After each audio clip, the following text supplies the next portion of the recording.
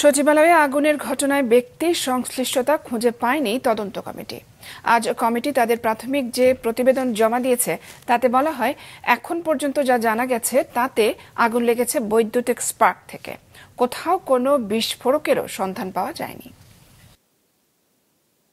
সন্ধ্যায় প্রধান উপদেষ্টা ডক্টর মোহাম্মদ ইউনূসের কাছে প্রাথমিক তদন্ত প্রতিবেদন জমা দেয় এ ঘটনা তদন্তে গঠিত কমিটি। পরে এ বিষয়ে প্রধান উপদেষ্টার বাসভবন যমুনায় ব্রিফ করে কমিটি।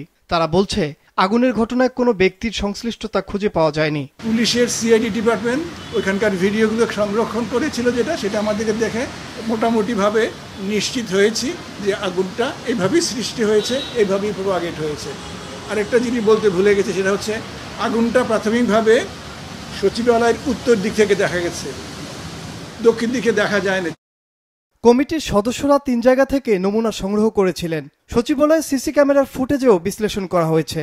তারা বলছেন, আগুনটি প্রাথমিকভাবে সচিবালয়ের উত্তর দিকে দেখা যায়। কমিটি বলছে, বৈদ্যুতিক সংযোগের ত্রুটি থেকেই গেল বুধবার রাতে সচিবালয়ে আগুন লাগে। স্বরাষ্ট্র সচিব আরও জানিয়েছেন, প্রতিবেদনে আগুনের ঘটনায় বিস্ফোরকের কোনো আলামত পাওয়া যায়নি। সকলে মিলে একত্রে আমরা একটা বিষয়ে একমত হয়েছি যে এটি একটি লুজ কানেকশনের কারণে ইলেকট্রিসিটি থেকে আগুনটার উৎপত্তি হয়েছে। এটা হলো প্রাথমিক আমাদের অনুসন্ধান, এবং এতে এখন পর্যন্ত কোনো রকমের অন্য কোনো ব্যক্তির কোনো সংশ্লিষ্টতা আমরা খুঁজে পাইনি। বসুন্ধরা ডায়াপেন্ট এখন আরো উন্নত। এই hot air through top sheet দ্রুত শোষণ করে সোনামণিকে দেয় কোমল অনুভূতি। সচিবালয়ের ওই আগুনের ঘটনায় অনেক গুরুত্বপূর্ণ নথি পুড়েছে বলে প্রাথমিকভাবে দাবি করা হলেও তদন্ত প্রতিবেদনে তেমনটি বলা হয়নি।